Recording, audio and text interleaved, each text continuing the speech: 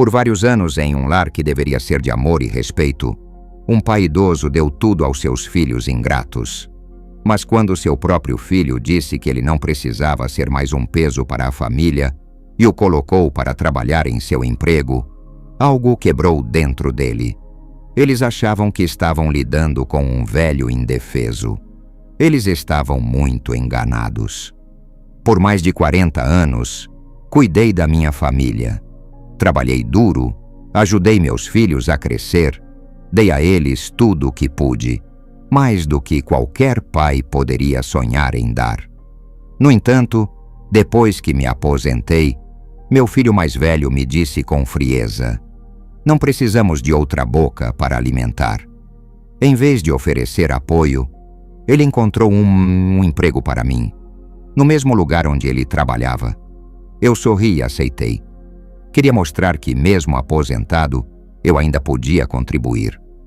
No entanto, o que eles não sabiam é que eu não era apenas um velho cansado. Eu era o homem que construiu tudo para aqueles que agora me menosprezavam. Quando o chefe de meu filho me viu chegando para trabalhar, algo mudou no olhar dele. Ele me chamou para uma conversa e logo depois, meu filho foi demitido. E não foi por acaso. O chefe reconheceu meu valor e meu legado. Ele viu quem eu realmente era. Os filhos ingratos aprenderam da pior maneira que não se pode diminuir alguém que deu tudo por você. E que, às vezes, o verdadeiro poder está na paciência e na dignidade. Foi doloroso passar por tudo isso. Mas essa humilhação mal começava a virar a maré da nossa história. Você não vai acreditar no que aconteceu depois. Isso foi só o começo da minha revanche silenciosa. Antes de continuarmos, diga-nos de onde você está assistindo. 43 anos. Esse foi o tempo que dediquei ao chão de fábrica da metalúrgica São José, aqui na nossa pequena Itaúna. 43 anos acordando às 5 da manhã, caminhando pelas ruas ainda escuras, respirando o ar frio que cortava o peito como uma lâmina. 43 anos construindo uma vida para minha família, tijolo por tijolo, suor por suor. Na última sexta-feira de março, quando recebi meus documentos de aposentadoria, pensei que finalmente poderia descansar. Que bobagem a minha! Como se um homem como eu soubesse o que fazer com o descanso. Marta preparou uma festa simples em casa. Nada muito elaborado. Conhece nossa situação. Alguns vizinhos, meu compadre Sebastião, minha irmã Helena com o marido. A mesa estava farta dentro das nossas possibilidades. Uma leitoa assada que Marta temperou com aquele carinho que só ela sabe dar. Farofa amarelinha, vinagrete bem picadinho. O bolo era de fubá, meu preferido, com aquela calda de goiaba que escorria pelas beiradas. Mas foi olhando para Lucas, meu filho caçula, que sentiu o primeiro nó na garganta. Ele estava encostado no batente da porta da cozinha, braços cruzados, com aquela cara de quem estava ali por obrigação. Nem conseguia me olhar nos olhos direito. Pai, precisa haver uma coisa importante depois da festa. Ele disse baixinho, quase sussurrando para que os outros não ouvessem. Tentei sorrir, acenar que tudo bem, mas já sabia que não era nada bom. Conheço meus filhos como a palma da minha mão. Lucas sempre foi o mais pragmático dos três, o que enxergava a vida pelas lentes da necessidade, não do sentimento. Diferente da Carla, que mora em São Paulo e sempre liga chorando de saudade, ou do Miguel, que mesmo morando aqui do lado sempre arranja um tempinho para um café conosco. A festa seguiu seu curso. O compadre Sebastião contou umas piadas velhas que já conhecemos de cor, mas que ainda arrancam risadas. Marta sorria, mas eu via nos olhos dela a mesma preocupação que carregava nos meus. Nós dois sabemos ler as entrelinhas da vida, principalmente quando se trata dos nossos filhos. Quando o último convidado foi embora e Marta se recolheu para arrumar a cozinha, sempre recusando minha ajuda, dizendo que eu já trabalhei demais por hoje. Lucas me chamou para a varanda. O céu estava limpo, pontilhado de estrelas que brilhavam com mais intensidade por estarmos longe da luz da cidade grande. O ar noturno carregava o cheiro de jasmim do quintal da Dona Conceição e o barulho distante dos carros na rodovia que corta nossa cidade. Pai, vou ser direto com o senhor. Lucas começou sem me olhar. Os olhos dele estavam fixos no horizonte escuro. A gente precisa conversar sobre a situação da casa. Senti meu coração acelerar. Não era a primeira vez que tínhamos uma conversa sobre dinheiro, mas havia algo diferente no tom dele. Uma frieza que me cortou mais fundo que o vento da madrugada. A aposentadoria do senhor não vai cobrir nem a metade dos gastos. Tem a prestação da casa, que ainda faltam 8 anos para quitar. Tem as contas de luz, água, mercado. Ele fez uma pausa, engoliu seco. Não queremos mais uma boca para alimentar, pai. As palavras saíram da boca dele como pedradas. Cada sílaba me atingiu em cheio, deixando marcas que eu sabia que não cicatrizariam fácil. Mais uma boca para alimentar. Eu, João Ribeiro, que criei 3 filhos, que nunca deixou faltar nada em casa, que dobrei turnos na fábrica quando o Miguel nasceu prematuro e precisou ficar 2 meses na UTI. Eu, que vendi minha única herança, o terreno que meu pai me deixou, para pagar a faculdade de Carla. Entendo, meu filho, consegui dizer, a voz saindo mais embargada do que eu gostaria. Mas a verdade é que eu não entendia. Não entendia como 43 anos de dedicação podiam ser resumidos numa conta de matemática fria. Como o amor de um filho podia ser sobrepujado pela praticidade dos números. Tem uma vaga na empresa onde trabalho. Lucas continuou, ainda evitando meu olhar. É no setor de limpeza e manutenção. Não é nada demais, mas pelo menos ajuda a complementar a renda. A empresa onde ele trabalha, a Cerâmica União, que fica na saída da cidade, onde Lucas conseguiu uma vaga de auxiliar administrativo há 2 anos. Uma empresa que eu mesmo indiquei para ele através de um contato que fiz na metalúrgica. Pode deixar, filho. Amanhã mesmo eu vou lá ver essa vaga. Ele finalmente me olhou.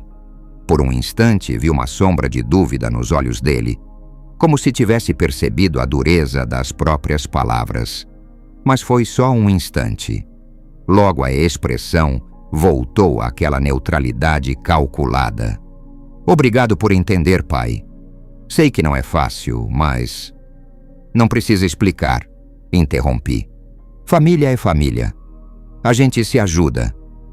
Ele acenou com a cabeça e voltou para dentro. Eu fiquei ali na varanda, olhando para o céu estrelado, tentando processar o que tinha acabado de acontecer. 43 anos de trabalho honesto, de suor no rosto, de mãos calejadas. E no dia da minha aposentadoria, meu próprio filho me dizia que eu era um peso. Marta apareceu na varanda com 2 xícaras de café. Ela sempre sabe quando preciso de companhia, mesmo que seja uma companhia silenciosa. Conversaram? Ela perguntou, me oferecendo uma das xícaras.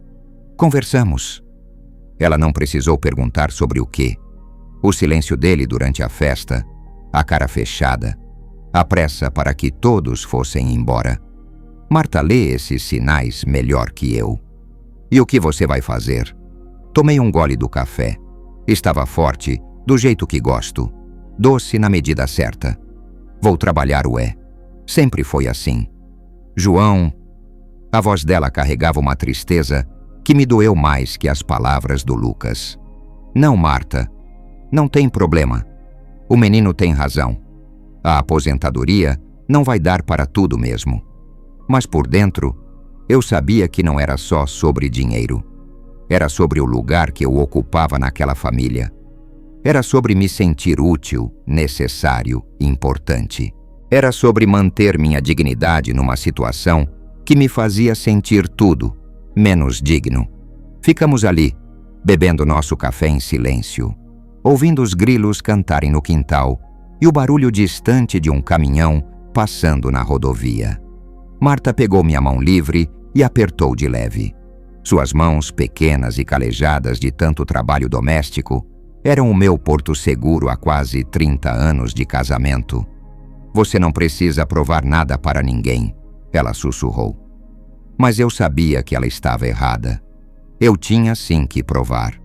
Provar que ainda era capaz, que ainda tinha valor, que não era apenas mais uma boca para alimentar. Provar, principalmente para mim mesmo, que João Ribeiro não era homem de se entregar fácil. Na manhã seguinte, acordei mais cedo que de costume. Força do hábito, talvez. Ou talvez fosse a da ansiedade corroendo meu sono. Tomei banho, vesti minha melhor calça e a camisa que Marta tinha passado na véspera. Ela sempre passa minhas roupas, mesmo eu dizendo que posso fazer sozinho. O espelho do banheiro me devolveu a imagem de um homem de 62 anos, cabelos grisalhos, rugas ao redor dos olhos que contavam histórias de muito sol e muito trabalho. Mas os olhos ainda brilhavam com a mesma determinação de quando eu tinha 20 anos e comecei na metalúrgica. Vai dar tudo certo, disse para meu reflexo. A Cerâmica União ficava a uns 15 minutos de bicicleta de casa. Pedalei devagar pelas ruas ainda desertas de Itaúna, observando minha cidade despertar. O padeiro já estava abrindo a padaria São João. O seu Joaquim estava regando as plantas na frente da loja de materiais de construção e Dona Rosa varria a calçada em frente ao salão de beleza. Era uma manhã comum numa cidade comum, mas para mim representava o início de um novo capítulo. Ou talvez fosse melhor dizer, o início de um capítulo que eu nunca pensei que precisaria escrever. Quando cheguei na portaria da cerâmica, pedi para falar com o responsável pela contratação. O vigia, um rapaz novo que não devia ter nem metade da minha idade, me olhou de cima a baixo com uma expressão que misturava curiosidade e condescendência. O senhor quer uma vaga de trabalho? Quero sim, meu filho. Ele anotou meu nome numa planilha e me pediu para aguardar. 15 minutos depois, um homem de terno apareceu. André Silva, gerente de recursos humanos. Como se apresentou? O senhor está procurando trabalho? Perguntou, com um tom que não consegui decifrar se era surpresa ou incredulidade. Estou. Soube que tem vaga para limpeza e manutenção. Ele me olhou por uns segundos, como se estivesse avaliando minha capacidade física, minha disposição, minha real necessidade. Tem experiência na área? Sorri. 43 anos de fábrica, doutor. Limpeza e manutenção sempre fizeram parte do meu dia a dia. Pode começar segunda-feira? E foi assim, simples assim, que voltei ao mundo do trabalho. Sem grandes cerimônias, sem discursos motivacionais. Apenas a necessidade crua e a disposição de um homem que ainda não tinha se dado por vencido. Voltei para casa pedalando mais devagar, pensando no que diria para Marta e Lucas, pensando em como seria trabalhar no mesmo lugar que meu filho, vê-lo todos os dias, ser lembrado diariamente da conversa daquela noite. Mas havia algo mais que me incomodava, algo que não conseguia nomear direito. Uma sensação de que aquela história estava só começando, de que aceitar aquela vaga seria como abrir uma porta cujo outro lado eu ainda não conhecia. Lucas estava tomando café quando cheguei. Ele levantou os olhos do prato e me olhou com uma expressão expectante. Consegui a vaga, anunciei. Começo segunda. Ele acenou com a cabeça e voltou a comer seu pão com margarina. Nenhum obrigado, nenhum que bom, pai. Apenas um aceno mecânico, como quem confirma o recebimento de uma informação. E foi naquele momento, vendo meu filho mais novo mastigar seu café da manhã com indiferença, que entendi que aquela não era apenas uma questão de dinheiro, era uma questão de orgulho, de reconhecimento, de lugar na família e no mundo. Era Muusta, acima de tudo, uma questão de dignidade. Segunda-feira, 6:30 da manhã. 43 anos acordando nesse horário me fizeram desenvolver um relógio biológico mais preciso que qualquer despertador. Mas dessa vez era diferente. Não estava indo para minha metalúrgica, onde conhecia cada máquina, cada corredor, cada colega pelo nome. Estava indo para um lugar novo, para uma vida nova, aos 62 anos. A ironia da situação não passava despercebida para mim. Ali estava eu, no primeiro dia de uma nova jornada profissional, numa idade em que deveria estar cuidando do meu quintal, consertando coisas pela casa, talvez criando uns porcos ou plantando uma horta maior. Mas a vida tem dessas reviravoltas que nos pegam desprevenidos, mesmo quando achamos que já vimos de tudo. Marta preparou meu café reforçado, do jeito que sempre fazia nos meus primeiros dias de trabalho após as férias. 2 fatias de pão torrado com manteiga, café preto e forte e uma banana. Comida simples que carrega o peso do carinho de uma vida inteira. Não precisa provar nada para ninguém, ela repetiu, ajeitando minha camisa. Era a mesma frase da noite da festa, mas dessa vez soou mais como um pedido do que como um conselho. Eu sei, mulher, mas preciso fazer isso por mim. Ela me deu um beijo na testa, daqueles que ela costumava dar nos meninos quando eram pequenos e iam para a escola pela primeira vez. Um beijo de proteção, de boa sorte, de volta logo para casa. Lucas já tinha saído mais cedo. Evitando me encontrar, imaginei. Era melhor assim. Preferia chegar no meu primeiro dia sem a tensão de ter que fingir uma normalidade que nenhum de nós sentia. A Cerâmica União, às 7 da manhã, fervilhava de atividade. Caminhões descarregando matéria-prima, funcionários chegando em grupos, o barulho das máquinas começando a ganhar ritmo. Era um ambiente familiar, mesmo sendo diferente. O cheiro da produção, o eco das vozes, a energia de um lugar onde coisas são feitas com as mãos. Tudo isso me trazia uma sensação estranha de nostalgia e ansiedade misturadas. Na portaria, o mesmo rapaz de cesta me encaminhou para o vestiário. Recebi um uniforme azul, simples, com o nome da empresa bordado no peito. Calça e camisa de tecido grosso, resistente, feito para aguentar trabalho pesado. Vestir aquele uniforme foi como calçar sapatos novos, desconfortável no início, mas com a promessa de que logo se moldariam ao meu corpo. O encarregado do setor, um homem chamado Roberto, devia ter uns 40 anos. Braços fortes, mãos calejadas, jeito direto de falar. O típico homem da produção que subiu na vida pelo mérito e pela experiência. Seu João, o senhor vai ficar responsável pela limpeza dos escritórios e pela manutenção básica do prédio administrativo, explicou ele, me levando para conhecer as instalações.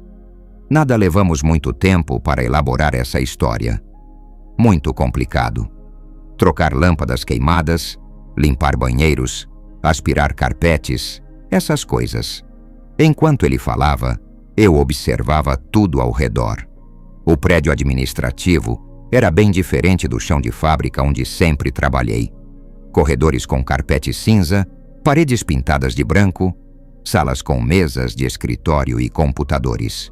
Um mundo mais limpo, mais silencioso, mais civilizado, talvez fosse a palavra.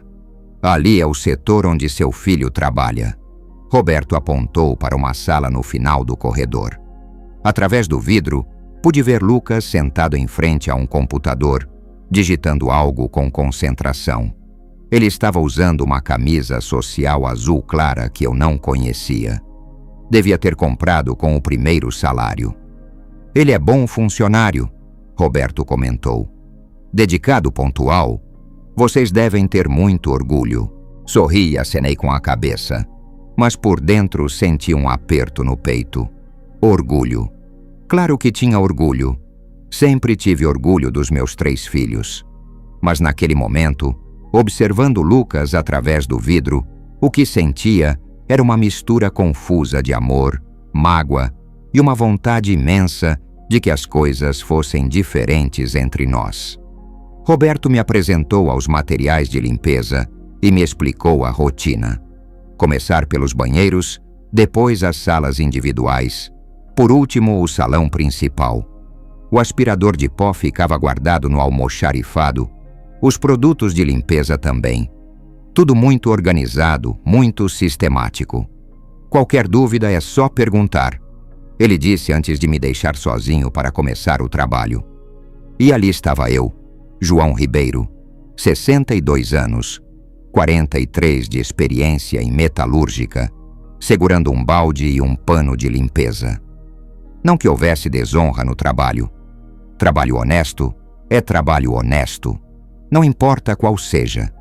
Mas havia uma ironia cruel em estar limpando o chão onde meu próprio filho caminhava como se fosse dono do lugar. Comecei pelos banheiros. O trabalho era simples, mas meticuloso.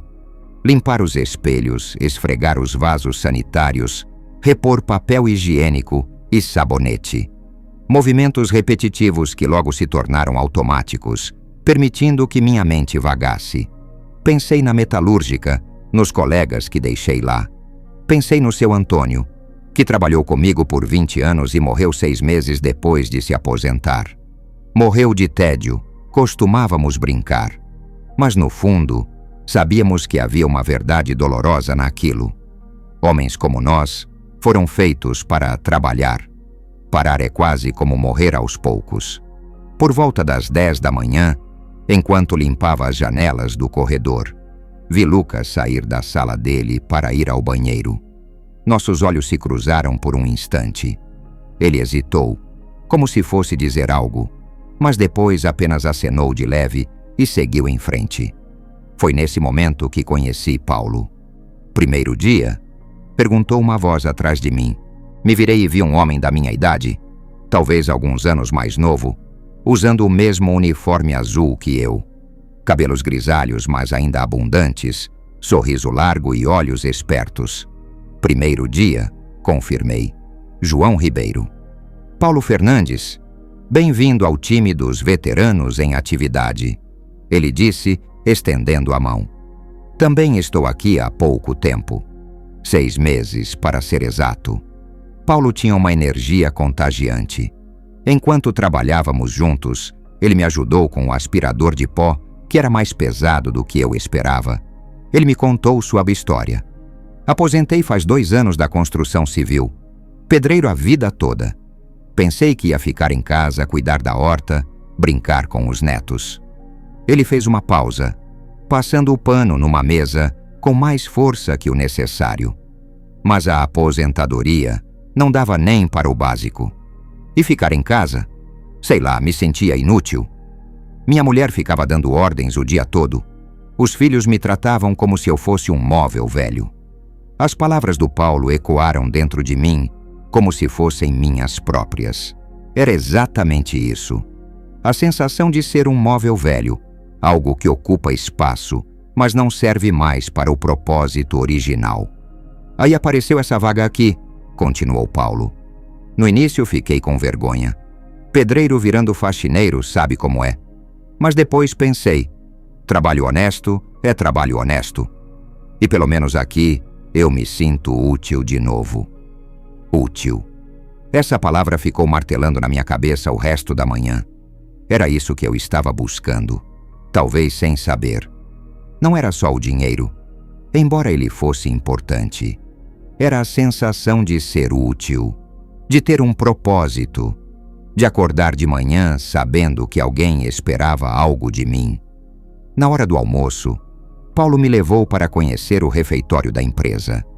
Era um espaço grande, com mesas redondas e uma televisão num canto, passando o noticiário do meio-dia. A comida era simples, mas boa. Arroz, feijão, bife acebolado, batata frita e salada. Sentamos numa mesa no fundo, longe da televisão. Paulo conhecia vários funcionários e me apresentou para alguns. Eram homens e mulheres de idades variadas, A maioria gente simples como nós, que trabalhava para sustentar a família e pagar as contas. Foi quando Lucas entrou no refeitório. Ele pegou sua marmita, trouxe de casa, como eu, e ficou parado por alguns segundos, claramente indeciso sobre onde sentar. Havia mesas vazias, mas também havia a mesa onde eu estava. Por um momento, pensei que ele viria até nós. Pensei que talvez fosse uma oportunidade de quebrar o gelo, de mostrar que podíamos trabalhar no mesmo lugar sem constrangimento. Mas Lucas escolheu uma mesa do outro lado do refeitório, de costas para onde eu estava. "Esse não é seu menino?" Paulo perguntou baixinho. "É." Paulo não fez mais perguntas. Homem experiente, ele sabia reconhecer quando um assunto era delicado demais para ser tocado. O resto do dia passou sem grandes eventos. Terminei a limpeza dos escritórios, ajudei Paulo a trocar algumas lâmpadas queimadas no depósito. E às 5 da tarde estava livre para ir para casa. Na saída, enquanto pegava minha bicicleta no estacionamento, vi Lucas se despedindo de alguns colegas na porta principal. Ele tinha um grupo de amigos no trabalho, jovens como ele, que riam de alguma piada que não pude escutar. Por um instante, senti inveja. Inveja da facilidade com que ele se relacionava, da naturalidade com que ocupava seu lugar naquele ambiente. Mas logo em seguida, senti orgulho. Meu filho estava bem, tinha amigos, era respeitado pelos colegas. Era isso que importava, não é? A volta para casa foi tranquila. As ruas de Itaúna no final da tarde têm um ritmo próprio, mais devagar, mais contemplativo. As pessoas voltando do trabalho, as crianças brincando nas calçadas, o cheiro da janta sendo preparada nas casas. Marta estava na cozinha quando cheguei, descascando batatas para o jantar. Ela levantou os olhos quando me ouviu entrar e vi neles uma pergunta silenciosa. "Como foi?" "Foi bom", respondi, dando um beijo no topo da cabeça dela. "Conheci um colega legal, o trabalho é tranquilo, vou me adaptar bem." "E Lucas?" "Lucas está bem, trabalhando, concentrado nas coisas dele." Ela acenou com a cabeça, mas pude ver que havia mais perguntas nos olhos dela. Perguntas que ela não fez por delicadeza, por saber que eu precisava de tempo para processar tudo.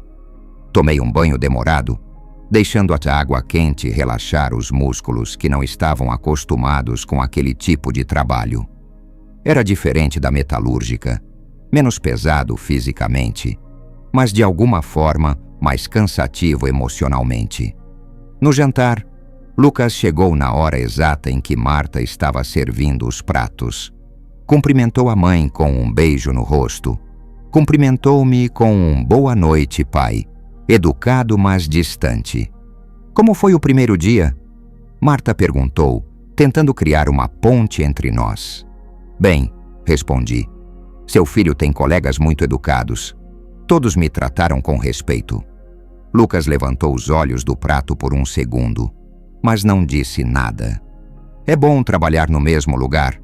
Marta insistiu, com aquele otimismo forçado das mães que tentam manter a família unida. "Podem até ir juntos de manhã." "Não precisa", Lucas disse rápido demais. "Meus horários são diferentes." E ali estava, a linha invisível traçada entre nós. Podíamos trabalhar no mesmo prédio, respirar o mesmo ar, almoçar no mesmo refeitório, mas éramos dois estranhos que compartilhavam apenas um sobrenome e um endereço. Naquela noite, deitado na cama ao lado de Marta, pensei no que Paulo tinha dito sobre se sentir útil. O primeiro dia tinha sido bom nesse sentido. Eu tinha feito um trabalho honesto, tinha conhecido pessoas interessantes, tinha me sentido produtivo. Mas havia uma questão maior pairando sobre tudo isso. Uma questão que eu ainda não sabia como resolver. Como reconquistar o respeito do meu próprio filho? Como mostrar para ele que eu não era apenas mais uma boca para alimentar, mas ainda era seu pai, ainda era o homem que trabalhou a vida inteira para dar a ele as oportunidades que eu nunca tive, Adormeci com essas perguntas na cabeça, sem saber que as respostas viriam de uma forma que eu jamais poderia imaginar. As semanas seguintes se transformaram numa rotina estranha e desconfortável. Acordava no mesmo horário de sempre, tomava café com Marta, pegava minha bicicleta e pedalava até a Cerâmica União. Mas em casa, o silêncio tinha se tornado um personagem à parte, ocupando as cadeiras da mesa de jantar, enchendo os corredores, tornando cada refeição um exercício de educação forçada. Lucas e eu desenvolvemos uma dança complexa de evitação. Ele saía mais cedo de casa, alegando que tinha que chegar primeiro para organizar umas coisas. No trabalho, nossos caminhos se cruzavam apenas o necessário. Quando eu limpava perto da sala dele, quando nos encontrávamos no refeitório. Nesses momentos, trocávamos cumprimentos educados, como dois conhecidos distantes. Bom dia, pai. Bom dia, filho. E só. O pior era ver como isso machucava Marta. Ela tentava de todas as formas criar oportunidades para que conversássemos. Preparava a comida que Lucas mais gostava. Sugeria que assistíssemos televisão juntos. Inventava assuntos que pudessem interessar a nós dois. Mas nós dois éramos especialistas em transformar qualquer tentativa de aproximação numa conversa de 2 frases. João, conta para o Lucas sobre aquele seu colega, o Paulo, ela dizia durante o jantar. É um rapaz legal, também aposentado, que voltou a trabalhar. Que bom, pai. E pronto. Conversa encerrada. Eu via o cansaço crescendo nos olhos dela. Marta sempre foi o coração da nossa família. A pessoa que mantinha todos unidos, que lembrava dos aniversários, que ligava para os filhos que moravam longe, que resolvia os conflitos com jeitinho e carinho. Mas agora havia um conflito que ela não conseguia resolver, e isso a estava consumindo por dentro. No trabalho, pelo menos, as coisas fluíam melhor. Paulo se tornou não apenas um colega, mas um verdadeiro amigo. Descobrimos que tínhamos muito em comum. Os dois havíamos trabalhado a vida inteira em empregos braçais. Os dois tínhamos filhos adultos. Os dois estávamos tentando encontrar nosso lugar nessa nova fase da vida. Sabe qual é o problema da nossa geração? Paulo me disse numa dessas manhãs, enquanto limpávamos as janelas do 2º andar.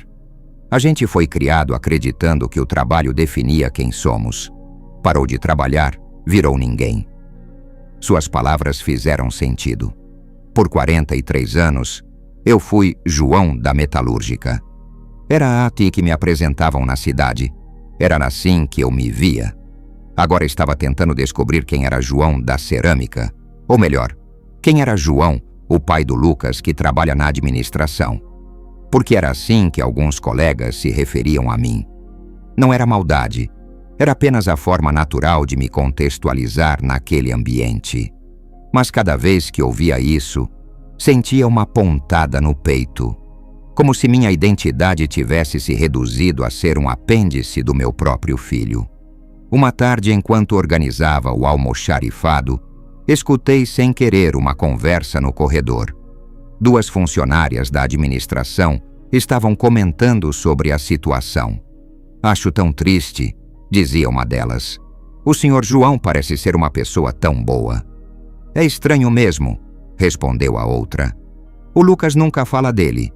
Se eu não tivesse visto os dois juntos, nunca imaginaria que são pai e filho. Fingi que não estava escutando, mas cada palavra era como um soco no estômago. Era assim que as pessoas nos viam, como uma situação triste, como um pai e um filho que não se falavam. Naquela noite, sentado na varanda depois do jantar silencioso de sempre, tentei conversar com Marta sobre o que estava sentindo. Será que fiz a escolha certa? Perguntei a ela. Será que não deveria ter aceito essa situação? Marta estava tricotando uma blusa para nossa neta, filha da Carla. Suas mãos se moviam com a precisão de quem fez aquele movimento milhares de vezes. mas pude ver que ela estava tensa pela forma como segurava-lhe a agulha. Você fez o que achou melhor para a família? Respondeu, sem levantar os olhos do tricô. Não pode se culpar por isso. Mas olha no que deu. Mas olha no que deu. O menino mal fala comigo. Você está sofrendo com essa situação toda. E eu... Fiz uma pausa, procurando as palavras certas. Eu me sinto um estranho na minha própria casa. Marta finalmente parou de tricotar e me olhou. Seus olhos estavam úmidos e percebi que ela estava segurando as lágrimas há semanas. João, eu conheço meus filhos. O Lucas não é mau menino. Ele está confuso, com medo, talvez até com vergonha do que disse para você. Vergonha. Vergonha de ter magoado o pai. Mas agora não sabe como voltar atrás sem admitir que errou. Ela suspirou fundo. Vocês dois são iguais, teimosos, orgulhosos. Nenhum dos dois quer dar o braço a torcer. Talvez ela estivesse certa. Talvez eu também estivesse sendo teimoso, esperando que Lucas viesse até mim, que pedisse desculpas, que reconhecesse o quanto suas palavras tinham me machucado. Mas o orgulho é uma coisa estranha. Às vezes ele nos protege, outras vezes nos prende numa cadeia que nós mesmos criamos. Os dias continuaram passando nessa rotina desconfortável. No trabalho, eu me dedicava com afinco às minhas tarefas. Roberto, o encarregado, já tinha me elogiado algumas vezes pela qualidade do serviço. Seu João, o senhor tem capricho no que faz. É difícil encontrar gente assim hoje em dia. Esses elogios me faziam bem. Me lembravam que ainda tinha valor, que ainda podia contribuir de forma significativa. Mas, ao mesmo tempo, eram como curativos numa ferida que não parava de sangrar, a ferida da rejeição do meu próprio filho. Paulo notava meu estado de espírito. Às vezes, no intervalo do almoço, ele tentava me animar com piadas ou histórias engraçadas dos seus tempos de pedreiro. Outras vezes respeitava meu silêncio e ficava quieto ao meu lado, o que talvez fosse ainda mais valioso. Você sabe, ele me disse num desses momentos de silêncio compartilhado, meu filho mais velho também passou por uma fase difícil comigo. Achava que eu era antiquado, que não entendia o mundo moderno. Dizia que minhas opiniões eram ultrapassadas. Olhei para ele, interessado em ouvir mais. Durou quase 2 anos essa situação. 2 anos de conversas cortadas, de mal-estar nas festas de família. Até que um dia ele precisou reformar a casa e não tinha dinheiro para contratar um pedreiro. Paulo sorriu. Veio me pedir ajuda, meio sem jeito, esperando que eu fosse jogar na cara dele todas as vezes que me desrespeitou. E o que você fez? Peguei minha caixa de ferramentas e fui ajudar. Não disse eu avisei, não cobrei satisfação, não fiz drama. Simplesmente ajudei. Ele fez uma pausa. Trabalhamos juntos 3 fins de semana seguidos reformando aquela casa. E no último dia, ele me disse: Pai, desculpa ter sido tão idiota. Eu não sabia o quanto o Senhor ainda tinha para me ensinar. A história do Paulo me tocou profundamente. Talvez houvesse esperança para mim e Lucas também. Talvez só precisássemos de tempo, de paciência, de uma oportunidade para nos reconectarmos. Mas os dias passavam e essa oportunidade não aparecia. Se alguma coisa, o abismo entre nós parecia estar aumentando. Uma tarde de quinta-feira, enquanto limpava as salas da administração, acabei passando perto da mesa do Lucas quando ele estava ao telefone. Não era minha intenção escutar, mas a voz dele estava mais alta que o normal. Não, mãe, não é bem assim, ele dizia. Era uma ligação para Carla, minha filha que mora em São Paulo. O pai está bem, está trabalhando aqui na empresa. Não, a gente se fala normalmente. Mentira. Nós não nos falávamos normalmente. Mal nos falávamos, na verdade. Mas entendi por que ele estava mentindo para a irmã. Carla se preocuparia, tentaria intervir, talvez até viesse visitar para resolver a situação. E Lucas, como eu, preferia manter as aparências a admitir que havia um problema. Continuei limpando, fingindo que não tinha escutado nada, mas aquela conversa ficou ecoando na minha cabeça. Se Lucas estava mentindo para a irmã sobre nossa situação, significava que ele também não estava confortável com o jeito que as coisas estavam. Significava que, talvez, ele também quisesse que as coisas fossem diferentes.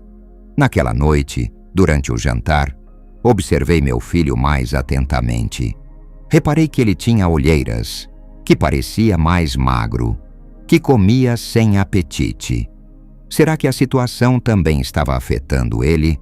Será que por trás daquela frieza calculada havia um menino confuso que não sabia como consertar o estrago que tinha feito?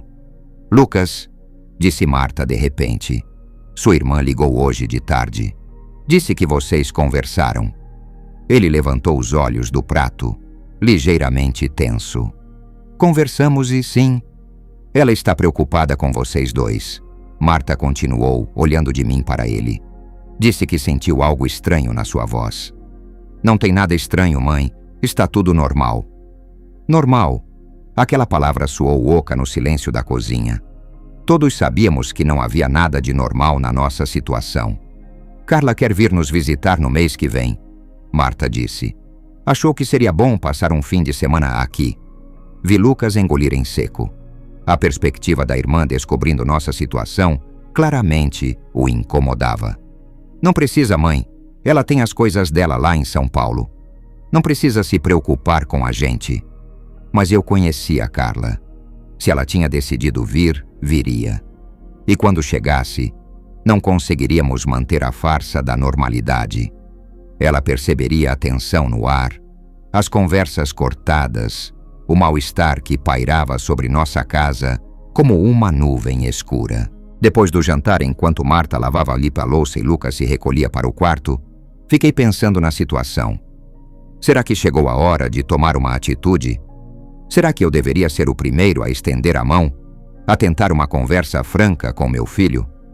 O orgulho dizia que não, que ele deveria vir até mim, que ele deveria reconhecer o erro e pedir desculpas.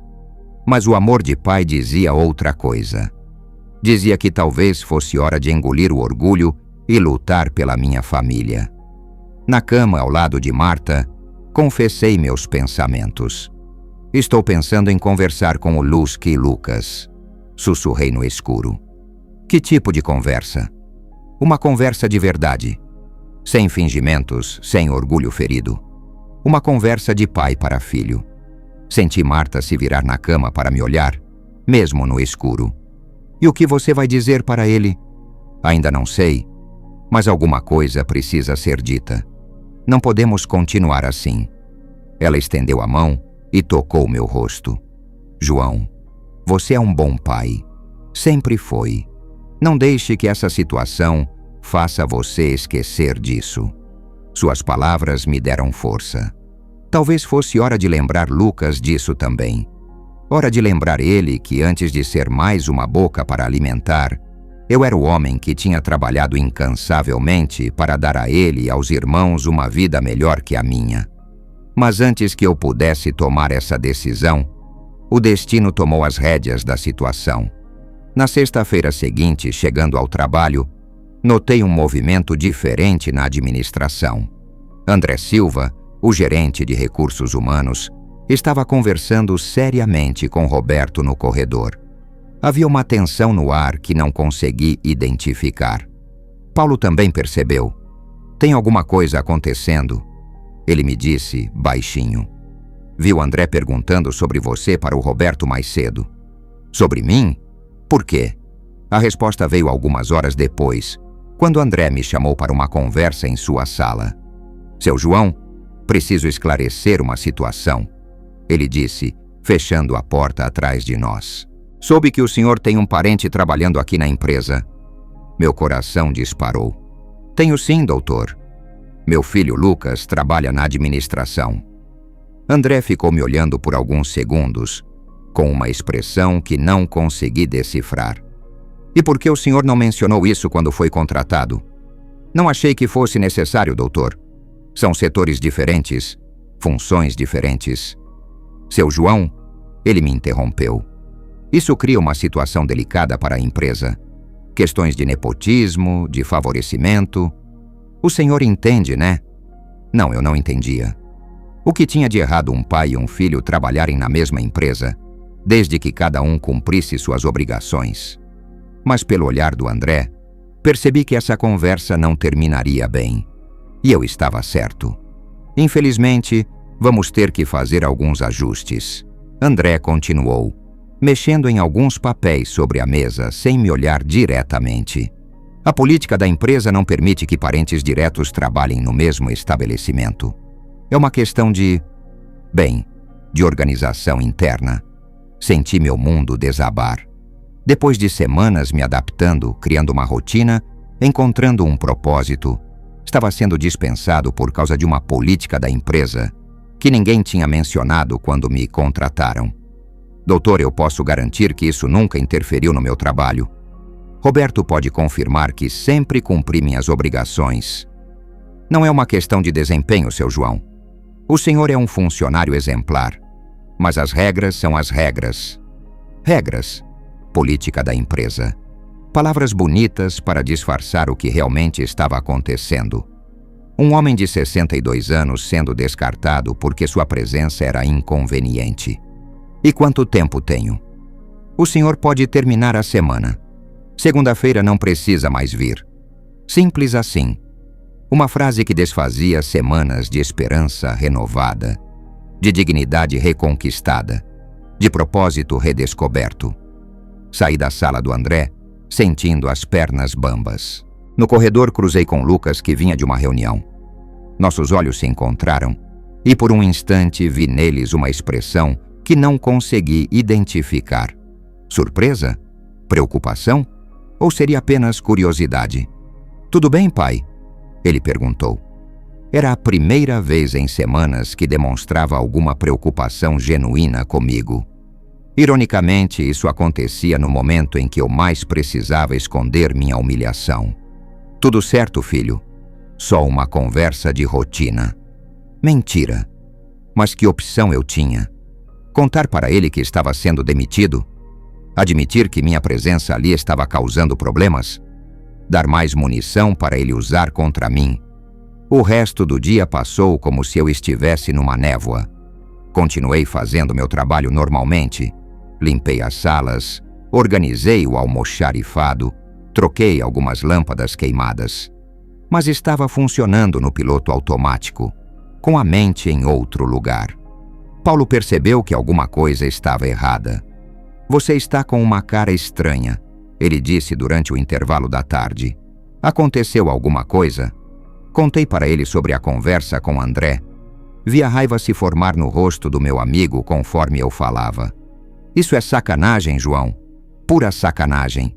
Quando você foi contratado, ninguém falou dessa tal política."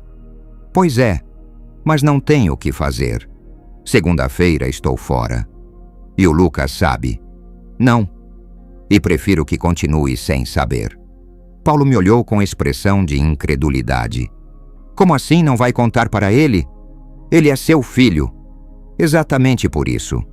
Não quero que ele se sinta culpado. Mas a verdade era mais complicada que isso. Não quero que Lucas se sentisse culpado, mas também não queria dar a ele a satisfação de saber que eu estava sendo dispensado. Não queria que ele pensasse que tinha razão desde o início, que eu realmente era um peso, um problema a ser resolvido. O orgulho, mais uma vez, falando mais alto que a razão. Na volta para casa, pedalei devagar, tentando processar o que tinha acontecido e decidir como contar para Marta. Ela perceberia imediatamente que alguma coisa estava errada. Depois de quase 30 anos de casamento, ela sabia ler meu humor melhor que eu mesmo. Como esperado, bastou ela me ver entrando em casa para perceber. "O que aconteceu?" perguntou antes mesmo de eu ter tempo de cumprimentá-la. Contei tudo. A conversa com André, a tal política da empresa, a demissão disfarçada. Vi a indignação crescer no rosto dela enquanto eu falava. Isso é um absurdo, João. Como pode ter uma regra dessas? Aparentemente pode. E eu que fui idiota de não perguntar antes. Você não foi idiota. Ninguém imagina que existe uma coisa dessas. Ela fez uma pausa pensativa. Tem certeza de que não é só uma desculpa para te demitir? A pergunta dela me atingiu como um soco. Será que era isso? Será que André simplesmente não queria um funcionário da minha idade e usou a história do Lucas como desculpa? Não sei, Marta. Pode ser. Mas tanto faz, né? O resultado é o mesmo. Naquela noite, durante o jantar, tive que fazer um esforço enorme para agir normalmente. Lucas chegou no horário de sempre. Cumprimentou a mãe. Cumprimentou-me com a educação fria de costume e se sentou à mesa. Como foi o trabalho hoje? Marta perguntou, olhando para mim com uma expressão carregada de significado. Normal, respondi. E o seu normal? Respondi. E o seu, Lucas? Também normal, ele disse cortando um pedaço de frango. Teve uma reunião meio tensa de tarde. O pessoal do RH estava meio agitado. Senti meu estômago se contrair. Será que a notícia da minha demissão já tinha se espalhado? Será que Lucas sabia e estava fingindo que não sabia, do mesmo jeito que eu estava fingindo que ainda tinha emprego? Agitado como? Marta perguntou, tentando soar casual. Ah, sei lá. O André estava conversando com os encarregados, meio nervoso. Deve ser coisa da diretoria. Essas coisas administrativas que a gente nunca entende direito. Administrativas. Se ele soubesse que uma dessas coisas administrativas era a demissão do próprio pai. O jantar continuou nesse clima de normalidade forçada. Cada um de nós guardando seus segredos. Cada um tentando manter a farsa de que estava tudo bem. Era como se estivéssemos representando uma peça de teatro. Cada um interpretando o papel do membro de família funcional, mas esquecendo das falas a cada momento. Depois que Lucas se recolheu para o quarto, Marta e eu ficamos na cozinha, ela lavando a louça e eu secando os pratos. Você vai contar para ele? Ela perguntou baixinho. Não vejo necessidade. João, o que adianta, Marta? Ele vai ficar sabendo segunda-feira mesmo, quando eu não aparecer mais lá. E aí pode inventar qualquer desculpa que quiser para os colegas. Que o pai decidiu parar de trabalhar, que arranjou coisa melhor, sei lá. Ela parou de lavar os pratos e me olhou. Você está com raiva dele? Não era uma pergunta, era uma constatação. Não estou com raiva. Estou decepcionado. Decepcionado com o quê? Com tudo, Marta. Com ele, comigo, com essa situação toda. Encostei na pia, sentindo o peso de todas as frustrações das últimas semanas. Sabe qual é o pior? É que uma parte de mim está quase aliviada. Aliviada? Por não ter que fingir mais que está tudo normal entre nós. Por não ter que encontrar com ele todos os dias no trabalho, fingindo que somos uma família feliz. Marta suspirou fundo e voltou a lavar os pratos. Conhecia meu temperamento bem o suficiente para saber quando eu estava falando por mágoa e quando estava falando por razão. E o que você vai fazer agora? Boa pergunta. O que um homem de 62 anos faz depois de ser demitido de um emprego que só conseguiu porque o próprio filho sugeriu? Onde João Ribeiro se encaixa nesse mundo que parece ter cada vez menos espaço para gente como eu? Vou procurar outra coisa. Sempre tem algum bico, algum serviço avulso. Mas falei isso mais para tranquilizar Marta do que por realmente acreditar. A verdade é que não sabia o que fazer. Pela primeira vez em muito tempo, me senti completamente perdido. Naquela noite, demorei para pegar no sono. Ficava revirando na cama, pensando em tudo o que tinha acontecido, tentando entender onde tinha errado. Será que deveria ter recusado o emprego desde o início? Será que deveria ter tido uma conversa franca com Lucas antes de aceitar trabalhar na mesma empresa?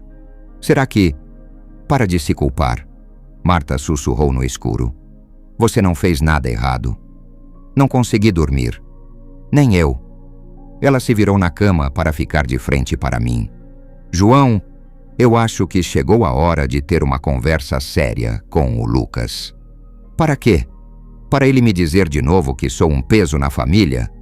Para ele entender o que as palavras dele causaram? Para vocês dois pararem com essa bobagem e voltarem a ser pai e filho?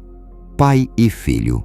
Quando foi que deixamos de ser pai e filho e viramos dois estranhos morando na mesma casa? Na sexta-feira, meu último dia na Cerâmica União, tentei manter a normalidade. Fiz meu trabalho com o mesmo capricho de sempre. Organizei tudo direitinho para quem fosse me substituir. Me despedi dos colegas que tinha conhecido. Paulo ficou genuinamente triste com minha saída. Cara, vai fazer falta. Ele disse, me dando um abraço forte. Você tem meu telefone. Qualquer coisa, é só ligar. Obrigado, Paulo, por tudo. Não fez mais que a obrigação. É isso que os amigos fazem, se ajudam. Amigos. Engraçado como em poucas semanas, Paulo tinha se tornado mais próximo de mim que meu próprio filho. No final do dia, enquanto guardava meus pertences pessoais, que eram poucos, apenas uma caneca e um pente que eu deixava no armário do vestiário, Lucas apareceu.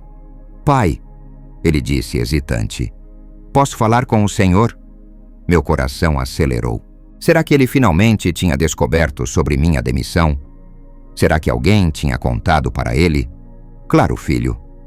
Saímos para o pátio da empresa, longe dos ouvidos curiosos dos outros funcionários. Lucas estava claramente nervoso, mexendo nas mãos, evitando meu olhar. Pai, eu queria pedir desculpas. As palavras saíram da boca dele de forma atropelada, como se ele tivesse ensaiado várias vezes, mas ainda assim não conseguisse falar com naturalidade. Desculpas por quê?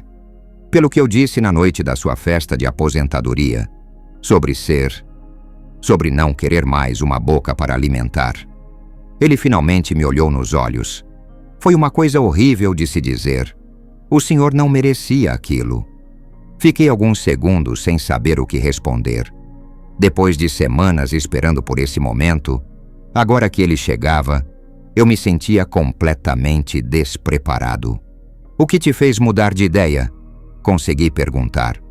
Lucas suspirou fundo antes de responder. Várias coisas. Ver o senhor aqui todo dia, trabalhando duro, sendo respeitado pelos colegas, ouvir pessoas falando bem do senhor e... Ele fez uma pausa. E perceber que eu estava com vergonha de mim mesmo, não do senhor. Vergonha de você? Vergonha de ter tratado meu próprio pai como se fosse um estorvo. Vergonha de ter falado aquelas coisas horríveis. Vergonha de estar evitando o senhor em vez de assumir que errei. Senti uma mistura confusa de alívio e ironia. Ali estava meu filho, finalmente pedindo desculpas, reconhecendo o erro, tentando reconstruir nossa relação. E eu não podia contar para ele que estava sendo demitido, que nossa convivência no trabalho estava acabando justamente quando começávamos a nos entender de novo. Lucas, comecei, tentando encontrar as palavras certas. Eu aceito suas desculpas. E quero que você saiba que nunca deixei de te amar, nem por um segundo. Vi os olhos dele se encherem de lágrimas. Eu também te amo, pai. Sempre amei. Só estava confuso, assustado com as responsabilidades, com a pressão de ter que sustentar a família. Ele limpou os olhos com as costas da mão. Descontei em quem não merecia. Naquele momento, eu deveria ter contado tudo. Deveria ter explicado sobre a conversa com André, sobre a demissão, sobre o fato de que aquela seria nossa última conversa como colegas de trabalho. Mas não consegui. Não consegui estragar aquele momento de reconciliação com mais uma complicação. Está tudo bem, filho. O importante é que estamos conversando de novo. Ele sorriu. O primeiro sorriso genuíno que eu via no rosto dele em semanas. Pai, Que tal irmos para casa juntos hoje? Podemos parar na padaria? Comprar uns pães doces para a mãe. Ela vai ficar feliz de nos ver conversando de novo. Meu coração se partiu um pouco mais. Como explicar que não haveria mais juntos para casa? Como dizer que aquela reconciliação chegava tarde demais? Claro, filho, vamos fazer isso. E fomos. Pedalei ao lado da moto dele pelas ruas familiares de Itaúna, conversando sobre coisas simples: o tempo, o trânsito, os planos para o fim de semana. Paramos na padaria São João, compramos os pães doces que Marta adorava e seguimos para casa como pai e filho que éramos. Marta quase chorou de alegria quando nos viu chegando juntos, conversando, rindo de alguma bobagem que Lucas tinha comentado. Preparou um café reforçado, serviu os pães doces ainda quentinhos e ficou ali nos observando com aquele sorriso de mãe satisfeita que eu não via há semanas. Que bom ver vocês dois assim, ela disse. A casa fica muito melhor quando vocês estão bem. Era verdade. A tensão que pairava sobre nossa casa nas últimas semanas tinha se dissipado como névoa ao sol. Estávamos de volta a ser uma família. Mas eu sabia que na segunda-feira tudo mudaria de novo.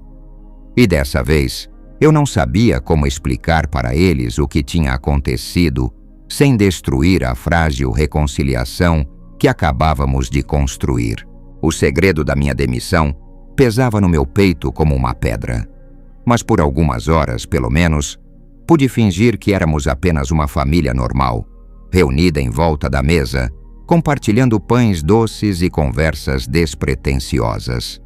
Por algumas horas, pude fingir que tudo ficaria bem. Segunda-feira chegou como um tapa na cara.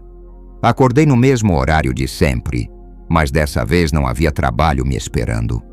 Fiquei deitado na cama ouvindo os sons familiares da manhã. Marta preparando o café na cozinha, Lucas se arrumando para sair. O barulho distante dos vizinhos começando suas rotinas. Marta entrou no quarto com uma xícara de café na mão. "Não vai se levantar?" perguntou, sabendo muito bem da resposta. "Não tenho mais para onde ir, lembra?" Ela se sentou na beira da cama, estendendo-me a xícara. O café estava do jeito que gosto, forte e doce, mas tinha um gosto amargo na minha boca naquela manhã. "E o Lucas? O que tem o Lucas? Ele não vai estranhar você não ir trabalhar?" Boa pergunta. Ontem tínhamos saído juntos da empresa como pai e filho reconciliados. Hoje, eu teria que inventar uma desculpa para não aparecer. E amanhã também. E depois de amanhã, vou dizer que estou meio gripado, que vou ficar em casa alguns dias. E quando a gripe acabar? Não respondi porque não tinha resposta. Era tudo muito complicado, muito confuso. Na sexta, tínhamos nos reconciliado.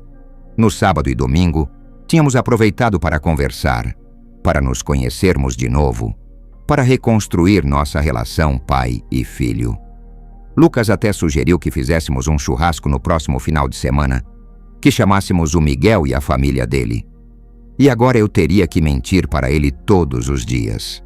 Por volta das 9 da manhã, depois que Lucas saiu para o trabalho, resolvi me levantar. Não adiantava ficar remoendo a situação na cama. Tomei um banho demorado, me vesti com calma e saí para a rua. Itaúna de manhã, num dia de semana, tem um ritmo diferente. As ruas são mais tranquilas, com menos movimento. Vi algumas pessoas da minha idade caminhando na praça central, outras conversando nos bancos debaixo das árvores. Aposentados que tinham se dado por satisfeitos com a aposentadoria e estavam aproveitando o tempo livre. Será que deveria ser assim comigo também? Será que deveria aceitar que minha fase produtiva tinha acabado e me contentar em ser mais um velho sentado na praça, matando o tempo com conversas sobre o passado? Não. Não era assim que queria terminar minha história. Passei o dia andando pela cidade, visitando alguns conhecidos, conversando com antigos colegas da metalúrgica.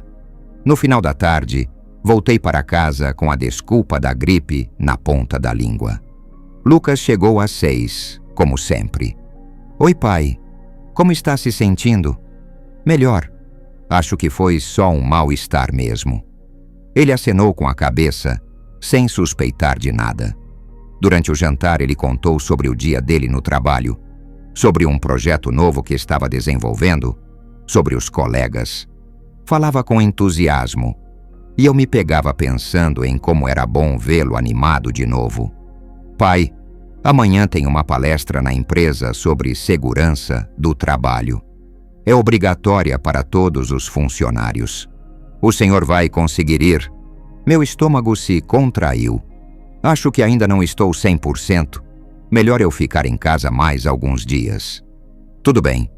Eu falo com o Roberto que o senhor ainda está meio gripado.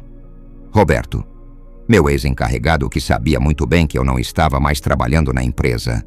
O que será que ele pensaria quando Lucas viesse com essa desculpa? Terça-feira foi uma repetição de segunda. Acordei sem ter para onde ir, inventei atividades para passar o tempo. Voltei para casa com mais mentiras na ponta da língua. Como foi na empresa hoje? Perguntei para Lucas durante o jantar. Ah, normal. Tive que falar com o Roberto sobre o senhor. Ele disse que não tem problema, que pode ficar em casa o tempo que precisar. Pronto. Roberto sabia que eu estava mentindo, mas aparentemente decidiu não criar problemas. Pelo menos isso. Na quarta-feira, a farsa começou a ficar mais complicada. Lucas comentou que alguns colegas tinham perguntado sobre mim, que estavam preocupados com minha gripe prolongada. O Paulo mandou lembranças, ele disse. Falou que se o senhor precisar de alguma coisa, é só avisar. Paulo. Meu amigo que sabia exatamente o que tinha acontecido e agora estava tendo que fingir junto com todo mundo. Na quinta-feira, não aguentei mais. A mentira estava crescendo como uma bola de neve, envolvendo cada vez mais pessoas, criando uma teia de fingimentos que estava me sufocando por dentro. Depois do almoço, decidi procurar Paulo. Precisava conversar com alguém que soubesse a verdade, alguém que pudesse me ajudar a me encontrar uma saída para aquela situação. Encontrei-o na Praça Central, sentado num banco debaixo de uma mangueira, lendo o jornal. Ô João! Ele me cumprimentou com um sorriso. Como você está? Sumido, hein? Sentei ao lado dele, sentindo o peso de todos os dias de mentiras. Paulo, preciso conversar com você sobre essa situação toda. Qual situação? Ele fechou o jornal e me olhou com atenção. O Lucas não sabe que fui demitido. Paulo arregalou os olhos. Como assim não sabe? Já faz 4 dias. Contei tudo para ele. A reconciliação na sexta-feira, a decisão de não contar sobre a demissão, as mentiras sobre estar gripado, a teia cada vez mais complicada de fingimentos. João, você está doido, Paulo disse, balançando a cabeça. Como vai sustentar essa mentira? E quando o menino descobrir? E vai descobrir? Como vai explicar? Não sei, Paulo. Não sei de nada. Só sei que não podia estragar nossa reconciliação contando que fui demitido por causa dele. Mas você não foi demitido por causa dele. Você foi demitido por causa daquela política ridícula da empresa. Tanto faz. O resultado é o mesmo.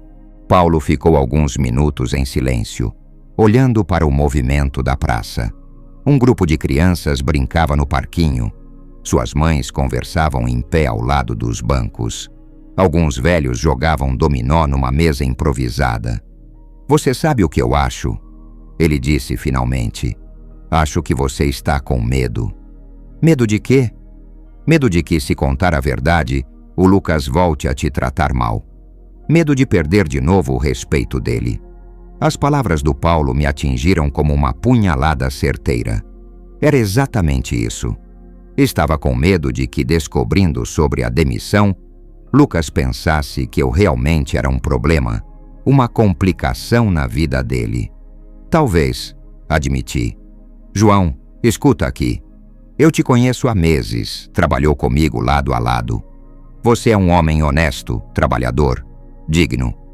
Se seu filho não consegue enxergar isso, o problema é dele, não seu. Mas ele é meu filho, Paulo. É o meu caçula. E exatamente por isso, você não pode mentir para ele. Família se constrói com verdade, não com mentira. Voltei para casa com as palavras do Paulo ecoando na minha cabeça. Ele estava certo, eu sabia disso. Mas saber o que era certo e ter coragem de fazer o que era certo eram duas coisas bem diferentes. Durante o jantar, Lucas estava mais animado que o normal. Pai, tenho uma novidade, ele disse sorrindo. Conversei com o André hoje e ele disse que quando o senhor voltar, tem possibilidade de uma promoção. Parece que ficaram impressionados com sua dedicação. Senti o mundo desabar ao meu redor. André? Falando em promoção? O mesmo André que tinha me demitido na semana passada? Promoção? Consegui perguntar, a voz saindo embargada. Para auxiliar de manutenção. Salário melhor. Função mais interessante. O senhor merece, pai. Trabalha que nem um condenado. Olhei para Marta, que estava me observando com uma expressão de preocupação. Ela sabia que alguma coisa estava muito errada. Que bom, consegui dizer. E sabe o que mais? Eu meio que dei uma palavrinha a favor do senhor. Falei para o André que o senhor é super responsável, que nunca faltou um dia sequer. Acho que ajudou. Meu próprio filho estava sendo usado numa mentira que eu nem sabia que existia. André estava inventando uma promoção inexistente para sustentar uma farsa que eu mesmo tinha criado. A situação estava saindo completamente do controle. Lucas, tentei dizer, preciso te contar uma coisa. Deixa para depois, pai. Estou atrasado para encontrar uns amigos. Ele se levantou da mesa, deu um beijo na mãe e em mim. Descanse bastante para voltar logo. Todo mundo está com saudades do senhor lá. E saiu, me deixando ali com a verdade engasgada na garganta. João, Marta disse assim que ficamos sozinhos. O que está acontecendo? Contei tudo. A conversa com André na semana passada, a demissão disfarçada de política da empresa, as mentiras que vinha contando e agora essa história absurda da promoção. Você acha que o André está mentindo para o Lucas por quê? Marta perguntou. Não faço ideia. Talvez para não criar problema, para não ter que explicar por que demitiu o pai de um funcionário. Ou talvez, ela disse pensativa, ele esteja arrependido da decisão. Arrependido? Pensa bem, João. Você era um bom funcionário. Todo mundo gostava do seu trabalho. Talvez ele tenha percebido que cometeu um erro. A ideia era tentadora, mas eu não conseguia acreditar. Gente como André Silva não volta atrás em suas decisões. Muito menos por causa de um funcionário descartável como eu. Naquela noite, demorei horas para conseguir dormir. Ficava revirando na cama, tentando encontrar uma saída para aquela situação impossível. Como explicar para Lucas que eu não tinha mais emprego? Como explicar que a promoção era uma farsa? Como desfazer a teia de mentiras sem destruir nossa reconciliação recém-conquistada? Na sexta-feira de manhã, tomei uma decisão. Não podia mais sustentar aquela farsa. Tinha que contar a verdade para Lucas, custe o que custasse. Mas antes que pudesse tomar coragem, o telefone tocou. Era Paulo. João, você precisa vir aqui na empresa. Agora. Por quê? Aconteceu alguma coisa? Aconteceu sim, e é melhor você ver com seus próprios olhos. Peguei minha bicicleta e pedalei até a Cerâmica União com o coração disparado. Que diabos estava acontecendo? Paulo estava na portaria me esperando, com uma expressão que misturava surpresa e indignação. O que foi, Paulo? Vem comigo e se prepara para um choque. Ele me levou até o prédio administrativo. No corredor onde eu costumava trabalhar havia uma movimentação estranha. Funcionários conversando em grupos, sussurrando com caras de quem tinha presenciado alguma coisa extraordinária. Olha lá, Paulo apontou para a sala do André Silva. Através do vidro, pude ver Lucas sentado numa cadeira em frente à mesa do gerente. André estava de pé, gesticulando, claramente alterado. E na cadeira ao lado de Lucas, meu sangue gelou. Estava Roberto, meu ex-encarregado, com uma pasta de documentos na mão e uma expressão séria no rosto. "O que está acontecendo ali?" perguntei para Paulo. "Seu filho descobriu que você foi demitido." "Como?" "Ontem à noite ele ligou para o Roberto em casa. Queria saber detalhes sobre sua promoção para poder te dar os parabéns hoje. Roberto não teve escolha. Teve que contar a verdade." Senti as pernas bambas. Lucas sabia. Finalmente sabia de tudo. "E não é só isso," Paulo continuou. "Roberto ficou tão indignado com toda a situação que resolveu investigar essa tal política da empresa. Sabe o que ele descobriu?" "O quê?" "Não existe política nenhuma. André inventou isso para te demitir. E quando Lucas confrontou ele hoje de manhã, ele não conseguiu explicar direito. Agora Roberto está lá mostrando que tem pelo menos 5 casos de parentes trabalhando na empresa, alguns há anos." A sala pareceu girar ao meu redor. Não havia política. André tinha mentido. Eu tinha sido demitido por pura arbitrariedade. Talvez preconceito, talvez simplesmente porque ele não queria um funcionário da minha idade. E meu filho estava lá dentro descobrindo tudo isso. "João", Paulo me segurou pelo braço, "você precisa entrar lá." "Não posso. Não depois de todas as mentiras que contei. Exatamente por causa das mentiras que você contou. Está na hora de consertar essa história." Olhei novamente para dentro da sala. Lucas tinha se virado e estava olhando na minha direção através do vidro. Nossos olhos se encontraram e vi neles uma mistura complexa de emoções.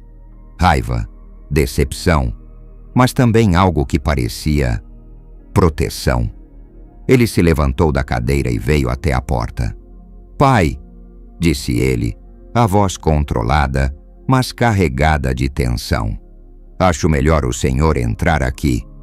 E foi assim, numa sala administrativa da Cerâmica União, numa manhã de sexta-feira que parecia mais um pesadelo, que todas as mentiras, todas as verdades escondidas, todos os orgulhos feridos vieram à tona de uma vez só. Entrei naquela sala sentindo como se estivesse caminhando para o meu próprio julgamento. André Silva estava vermelho, visivelmente constrangido, mexendo em papéis sobre a mesa, como se procurasse uma explicação que não existia. Roberto me cumprimentou com um aceno de cabeça, seus olhos deixando claro que estava do meu lado naquela história toda. Mas foi o olhar do Lucas que mais me impactou. Havia uma intensidade ali que eu não conseguia decifrar completamente. Raiva pela mentira, decepção pela descoberta, mas também algo que parecia uma fúria protetiva direcionada não contra mim, mas a meu favor. "Senta aqui, pai", Lucas disse, indicando uma cadeira ao lado da dele. André pigarreou, claramente desconfortável com toda a situação. "Seu João, Bem, parece que houve um mal-entendido." "Mal-entendido?" Lucas interrompeu, a voz saindo mais alta do que era seu costume. "O senhor demitiu meu pai mentindo sobre uma política que não existe? E isso é um mal-entendido?" "Lucas, eu posso explicar." "Então explica", Roberto disse, abrindo a pasta que trazia. "Explica como existe essa política quando temos o Marcelo e o primo dele trabalhando no setor de produção há 3 anos. Explica como existe essa política quando a Cleusa da contabilidade é casada com o Ronaldo da expedição." André abriu e fechou a boca como um peixe fora d'água. Pela primeira vez, desde que o conhecia, vi aquele homem sempre tão seguro de si, completamente sem palavras. "Pai", Lucas se virou para mim, "por que o senhor não me contou? Por que mentiu sobre estar gripado?" E ali estava a pergunta que eu mais temia. O momento em que teria que admitir não apenas que fui demitido, mas que vinha mentindo há uma semana inteira. "Porque..." comecei, sentindo a garganta seca. "Porque tínhamos acabado de nos reconciliar." Porque não queria que você pensasse que eu era realmente um problema na sua vida. Um problema? Pai, o senhor nunca foi um problema. A voz dele saiu embargada e vi seus olhos se encherem de lágrimas contidas. Fui eu quem disse aquela besteira sobre mais uma boca para alimentar. Fui eu quem tratou o senhor mal. E quando finalmente entendi o quanto estava errado, descobri que meu próprio pai foi demitido por minha causa e ainda por cima estava mentindo para me proteger. Lucas, tentei dizer. Não, pai. Deixa que eu falar. Ele se virou para André e havia uma frieza na voz dele que me surpreendeu. O senhor sabe o que meu pai fez a vida inteira? Trabalhou feito um condenado para criar 3 filhos. Vendeu o único bem que tinha para pagar faculdade da minha irmã. Dobrava turno quando algum de nós ficava doente. E aos 62 anos, quando deveria estar descansando, foi procurar emprego para não ser um peso para a família. André tentou interromper, mas Lucas continuou. E o senhor, que nunca levantou um dedo para construir nada para ninguém, achou que podia humilhar um homem desse? Mentir para ele? Tratar ele como lixo descartável? Lucas, não foi bem assim. André tentou se defender. Foi exatamente assim, Roberto interrompeu. E eu vou falar com a diretoria sobre isso. João era um dos melhores funcionários que tivemos aqui. Pontual, dedicado, respeitado por todos. Se alguém merece uma demissão injusta, não é ele. Sentei ali, ouvindo meu filho e meu ex-encarregado me defendendo, e senti uma emoção que não conseguia nomear. Era orgulho misturado com vergonha, gratidão misturada com arrependimento. Orgulho de ter um filho que estava lutando por mim, vergonha de ter mentido para ele, gratidão pela lealdade de Roberto, arrependimento por não ter confiado na bondade das pessoas que me rodeavam. Olha só, André finalmente conseguiu falar. Vamos resolver isso de forma civilizada. Seu João, o senhor pode voltar a trabalhar na segunda-feira. Como se nada tivesse acontecido. Como se nada tivesse acontecido. Lucas se levantou da cadeira. O senhor acha que é assim? Humilha, mente, demite injustamente e depois volta tudo ao normal. O que você quer que eu faça? André perguntou claramente irritado. Quero que o senhor peça desculpas para o meu pai. Quero que reconheça que errou. E quero garantias de que isso não vai acontecer de novo. Nem com ele, nem com ninguém. O silêncio na sala ficou denso. André olhava para Lucas com uma mistura de raiva e surpresa, como se não conseguisse acreditar que estava sendo confrontado daquela forma. Roberto observava tudo com aprovação discreta. E eu ficava ali, E eu ficava ali, vendo meu filho caçula defendendo minha dignidade com uma coragem e uma determinação que não sabia que ele possuía. Era como se estivesse vendo Lucas crescer diante dos meus olhos, transformando-se de um jovem inseguro e impaciente no homem íntegro que eu sempre esperei que ele se tornasse. André engoliu seco, claramente não esperando ser confrontado daquela forma. Durante alguns segundos, o único som na sala era o tic-tac do relógio na parede e o barulho distante das máquinas da produção. Está bem, ele disse finalmente, a voz saindo controlada, mas tensa. Seu João, eu peço desculpas. Reconheço que não agi corretamente. Eram palavras formais, pronunciadas mais por pressão do que por arrependimento genuíno. Mas eram um começo. E sobre as garantias, Lucas insistiu. Seu pai pode voltar ao trabalho na segunda-feira. Com o mesmo salário, mesma função. Não haverá mais interferências. Roberto fechou a pasta com um movimento decidido. Vou comunicar essa decisão à diretoria. E vou deixar claro que João Ribeiro é um funcionário exemplar que foi injustiçado. Saímos da sala em silêncio, os 3 caminhando pelo corredor que eu conhecia tão bem. Alguns funcionários nos observavam com curiosidade, claramente percebendo que algo importante tinha acontecido. Paulo apareceu no final do corredor, com uma expressão ansiosa. E então? Perguntou. Resolvido, Roberto respondeu. João volta na segunda. Paulo sorriu e me deu um tapinha no ombro. Eu disse que ia dar tudo certo, não disse?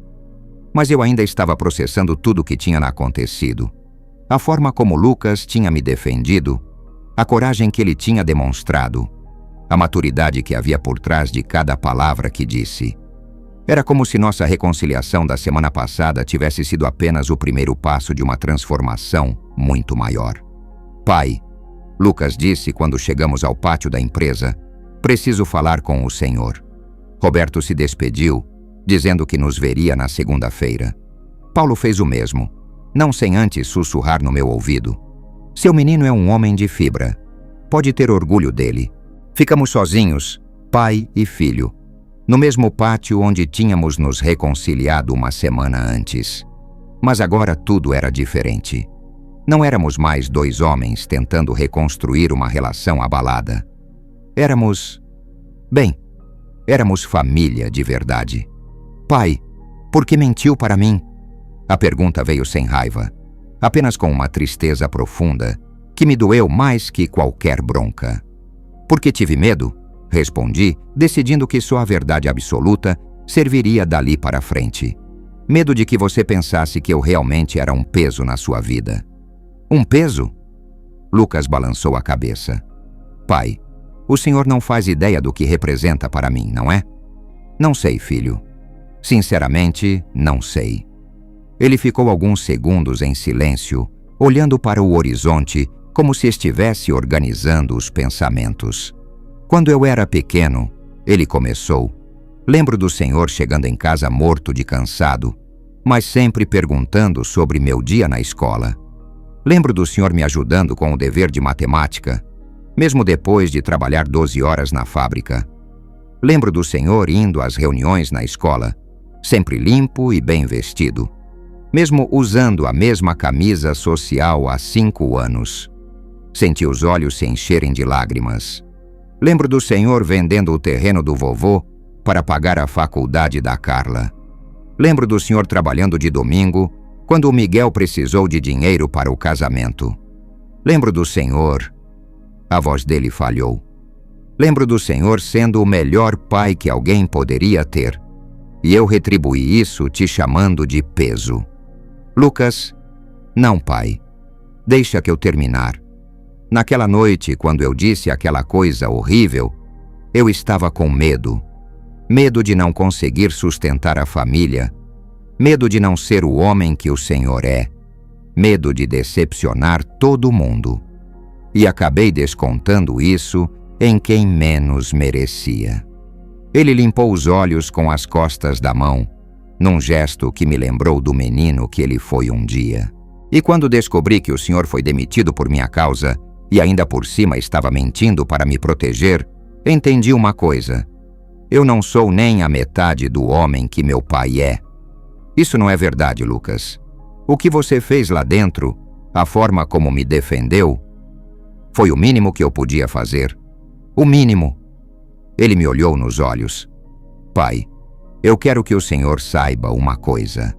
Se algum dia me tornar metade do homem que o senhor é, vou me considerar realizado na vida. Não consegui mais segurar as lágrimas. Ali, naquele pátio de empresa, debaixo do sol forte de uma manhã de sexta-feira, chorei como não chorava há anos. Chorei de alívio, de orgulho, de amor, de gratidão. Lucas se aproximou e me deu o abraço que eu estava esperando há semanas. Um abraço de filho para pai, de homem para homem, de pessoa que reconhece e admira outra pessoa. Me perdoa, pai, ele sussurrou, por tudo. Não tem nada para perdoar, meu filho. Não tem nada. Ficamos ali abraçados por alguns minutos, sem pressa, sem vergonha, sem medo. Pai e filho que tinham se reencontrado não apenas como família, mas como pessoas que se respeitavam mutuamente. Quando finalmente nos separamos, Lucas sorriu, um sorriso genuíno, carregado de carinho e cumplicidade. E agora? Perguntou. Agora eu volto ao trabalho na segunda-feira. E você continua fazendo o bom trabalho que sempre fez. Pai, eu estava pensando, que tal irmos para casa juntos todos os dias? Podemos conversar sobre trabalho, sobre a vida, sobre qualquer coisa. A proposta me encheu de alegria. Era exatamente o que eu tinha sonhado quando aceitei trabalhar na mesma empresa que ele. Seria ótimo, filho. E sobre aquele churrasco que falamos no domingo? Que tal fazermos mesmo? Chamar o Miguel, a Carla, os netos. Uma festa de família de verdade. Sua mãe vai adorar. Na volta para casa, pedalei ao lado da moto do Lucas pelas ruas familiares de Itaúna. Mas tudo parecia diferente. As mesmas casas, as mesmas árvores, as mesmas pessoas, mas vistas através de olhos renovados. Olhos de um homem que tinha descoberto que não era apenas um pai que criou um bom filho, mas também que tinha um filho que se orgulhava do pai que tinha. Paramos na padaria São João, como tínhamos feito uma semana antes, mas dessa vez compramos ingredientes para um bolo de chocolate, o favorito de Marta. Queríamos comemorar. Quando chegamos em casa, Marta estava no quintal estendendo roupa no varal. Ela nos viu chegando juntos, conversando e rindo, e seu rosto se iluminou com aquele sorriso que eu conhecia há quase 30 anos. "O que aconteceu?" perguntou, percebendo imediatamente que alguma coisa importante tinha mudado. "Aconteceu", disse Lucas, "que seu marido vai voltar ao trabalho na segunda-feira. E aconteceu que descobri que tenho o melhor pai do mundo." Enquanto contávamos para Marta toda a história.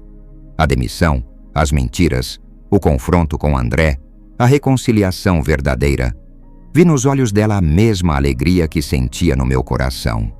Era a alegria de uma família que tinha passado pela tempestade e saído mais forte do outro lado. Naquela tarde fizemos o bolo de chocolate juntos. Lucas, que desde pequeno dizia que cozinha era coisa de mulher, estava lá na cozinha ajudando a bater a massa, sujando as mãos, rindo das brincadeiras da mãe. "Sabe de uma coisa, pai?" ele disse enquanto esperávamos o bolo assar. "Acho que a gente aprendeu uma coisa importante nessa história toda." "O quê?" "Que família não é sobre ser perfeito, é sobre ser verdadeiro." Verdadeiro. Era exatamente isso. Depois de semanas de mal-entendidos, mentiras e orgulho ferido, finalmente estávamos sendo verdadeiros uns com os outros. E era a coisa mais libertadora do mundo. Naquela noite, sentado na varanda depois do jantar, com Marta tricotando ao meu lado e Lucas organizando o churrasco do domingo pelo telefone, pensei em como a vida tinha voltas estranhas. Algumas semanas atrás, me sentia um homem descartado, inútil, um peso para a família. Hoje, me sentia exatamente o que sempre fui. João Ribeiro, pai, trabalhador, homem digno que construiu uma família com amor e trabalho honesto. E o melhor de tudo, agora meu filho também sabia disso. Na segunda-feira, voltaria ao trabalho. Não como um velho tentando se manter relevante, mas como um homem que sabia exatamente qual era seu valor. Trabalharia ao lado do meu filho. E no final do dia, voltaríamos para casa juntos, conversando sobre nossos dias, nossos sonhos, nossa família. Era exatamente assim que sempre deveria ter sido. Era assim que seria dali para frente. Plogo. 6 meses depois. Era assim que seria dali para frente. E foi exatamente assim que aconteceu. 6 meses se passaram desde aquela manhã de sexta-feira que mudou tudo. 6 meses de trabalhar lado a lado com meu filho, não apenas na mesma empresa, mas construindo uma relação que eu nunca imaginei ser possível. Toda manhã, Lucas buzinava na porta de casa às 7h15. Eu já estava pronto, com minha marmita na mão e um sorriso no rosto. Pedalava ao lado da moto dele pelas ruas ainda frescas de Itaúna, conversando sobre os planos do dia, sobre as notícias do jornal, sobre qualquer bobagem que nos viesse à cabeça. No trabalho, cada um seguia sua rotina, mas sempre encontrávamos momentos para um café juntos, para uma conversa no intervalo, para dividir alguma novidade. E no final da tarde, a volta para casa se tornou o melhor momento dos meus dias. Lucas desligava à pressa, eu pedalava sem pressa e conversávamos sobre tudo: trabalho, família, futebol, política, a vida. Roberto se tornou mais que um encarregado. Virou um amigo de verdade. Ele nunca esqueceu do que aconteceu com André e fez questão de deixar claro para toda a diretoria da empresa que eu era um funcionário valioso. Tanto que 3 meses depois, realmente veio uma promoção. Dessa vez de verdade, auxiliar de manutenção, como André tinha mentido para Lucas, mas agora oficializada e merecida. Seu João, Roberto me disse no dia em que assinou minha promoção, o senhor sabe que isso não é favor, né? É reconhecimento pelo trabalho. Reconhecimento. Que palavra bonita. Que sensação boa de ser reconhecido não pela idade, não pela necessidade, mas pela competência e dedicação. André Silva... Bem, André Silva não durou muito mais tempo na empresa. Não foi demitido. Pessoas como ele raramente são demitidas. Mas foi promovido para um cargo em outra unidade, em outra cidade. Uma promoção que todo mundo sabia que era uma forma elegante de tirá-lo dali. Roberto assumiu a gerência de recursos humanos e uma das primeiras coisas que fez foi abolir qualquer política que pudesse prejudicar famílias trabalhadoras. Paulo continuou sendo meu grande companheiro. Desenvolvemos uma amizade sólida, baseada em respeito mútuo e experiências compartilhadas. Às vezes, nos fins de semana, ele vinha em casa para um churrasco, ou eu ia na casa dele para uma cerveja e uma conversa. Descobrimos que ter uma amizade genuína, depois dos 60 anos, era um presente raro e precioso. João, ele me disse um dia, você sabe que a gente meio que salvou um ao outro, né? Era verdade. Nos salvamos da solidão, do sentimento de inutilidade, da ideia de que homens da nossa idade não têm mais nada a oferecer ao mundo. Mas a maior transformação aconteceu em casa. Nossa casa voltou a ser o que sempre deveria ter sido. Um lar cheio de amor, conversas e risadas. Lucas se tornou não apenas meu filho, mas meu amigo.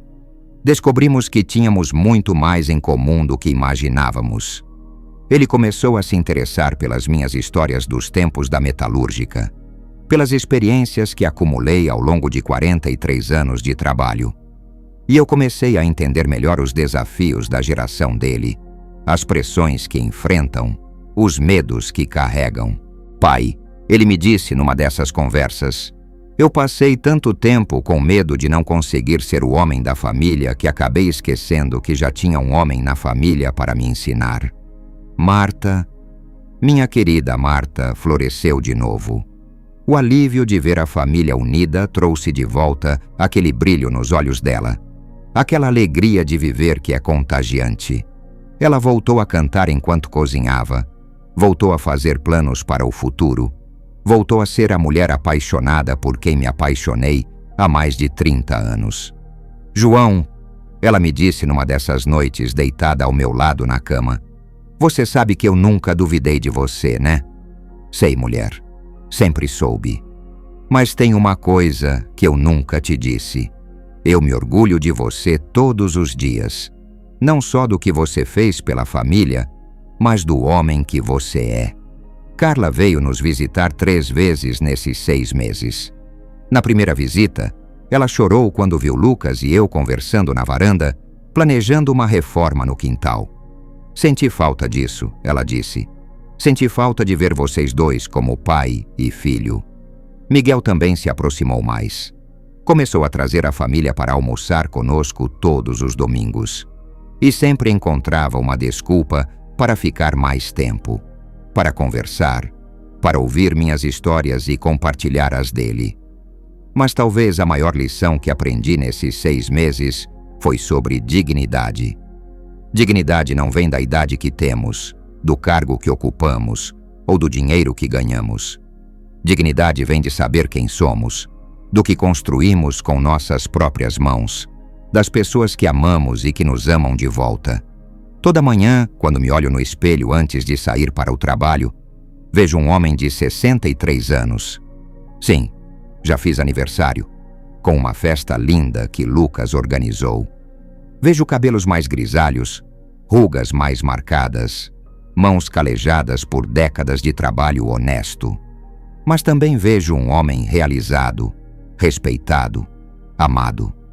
Vejo João Ribeiro, que trabalhou a vida inteira para construir uma família, que passou por momentos difíceis, que cometeu erros, que teve orgulho ferido e coração machucado, mas que nunca desistiu de lutar pelo que acreditava.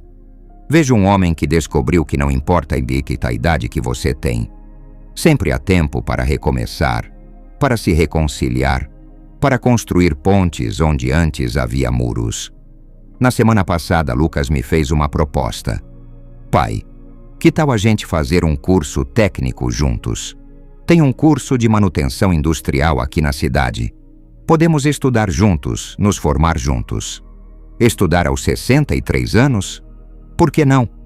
Se aprendi alguma coisa nessa história toda, é que nunca é tarde para aprender, para crescer, para se tornar uma versão melhor de si mesmo. Hoje, enquanto escrevo estas linhas na varanda da nossa casa, posso ouvir Marta na cozinha preparando o jantar e cantarolando uma música antiga. Lucas está atrasado. Disse que tinha uma reunião importante no trabalho, mas logo chegará buzinando, como sempre faz, trazendo alguma novidade do dia.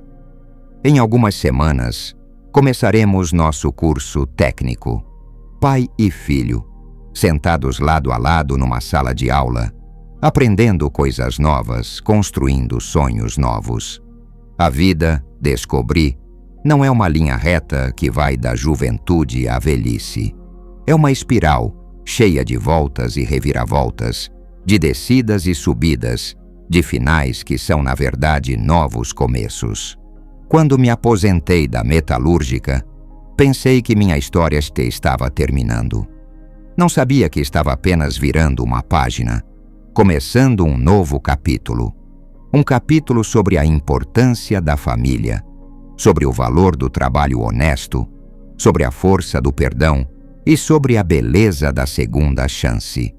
Um capítulo sobre um homem que descobriu que sua verdadeira riqueza não estava no que havia construído, mas nas pessoas que havia ajudado a construir. Um capítulo sobre João Ribeiro, pai, trabalhador, sonhador, que aprendeu que dignidade é algo que ninguém pode tirar de você, a menos que você mesmo entregue. E eu nunca mais vou entregar. O som da buzina do Lucas ecoa na rua. Ele chegou. Nossa conversa de hoje pode começar. Nossa vida pode continuar. Fim. Peço desculpas, mas a história já foi concluída com o epílogo fim. A narrativa de João Ribeiro chegou ao seu final natural e satisfatório, onde a reconciliação entre pai e filho foi completa. João recuperou sua dignidade e lugar na família. A situação no trabalho foi resolvida de forma justa. A família está unida e feliz. João encontrou paz e propósito em sua nova fase da vida. O epílogo oferece um fechamento completo de 6 meses depois, mostrando como a vida da família se desenvolveu positivamente após os eventos principais. Continuar a partir deste ponto poderia prejudicar a conclusão satisfatória que foi alcançada. A história está completa com suas 6 partes conforme solicitado. Parte 1. O início do conflito e a aposentadoria. Parte 2. Primeiro dia no novo trabalho. Parte 3. Tensões crescentes em casa e no trabalho. Parte 4. A descoberta da demissão. Parte 5. O confronto e as mentiras reveladas. Parte 6. A reconciliação final e o epílogo. Se você gostaria de uma nova história, ou uma continuação com novos desafios para João e sua família, ficarei feliz em ajudar a criar uma nova narrativa. 1 ano depois, novos desafios. O som da buzina do Lucas ecoou na rua, mas havia algo diferente nela hoje. Um tom mais urgente, mais longo que o habitual. Levantei-me da cadeira da varanda onde estava relendo algumas anotações do curso técnico que começaríamos na próxima semana e caminhei até o portão. Lucas desceu da moto com uma expressão que não consegui decifrar imediatamente. Não era tristeza, não era raiva, mas havia uma tensão em seus movimentos que me deixou alerta. Boa noite, filho, tudo bem? Oi, pai. Preciso conversar com o senhor e com a mãe. É importante. O tom dele me fez lembrar daquela noite, há mais de 1 ano, quando ele me disse que não queria mais uma boca para alimentar. Mas agora éramos pessoas diferentes. Nossa relação era sólida, construída sobre bases de respeito e amor verdadeiro. Claro. Vem, sua mãe está terminando de fazer o jantar. Entramos juntos em casa e Marta imediatamente percebeu que algo estava acontecendo. Depois de tantos anos de casamento e maternidade, ela desenvolveu um radar infalível para as preocupações da família. Que cara é essa, Lucas? Perguntou, secando as mãos no avental. Mãe, pai, sentem aqui. Tenho uma novidade importante. Nos sentamos à mesa da cozinha e Lucas ficou alguns segundos em silêncio, como se estivesse organizando os pensamentos. Recebi uma proposta de emprego hoje. Senti um misto de orgulho e apreensão. Orgulho porque significava que meu filho estava sendo reconhecido profissionalmente.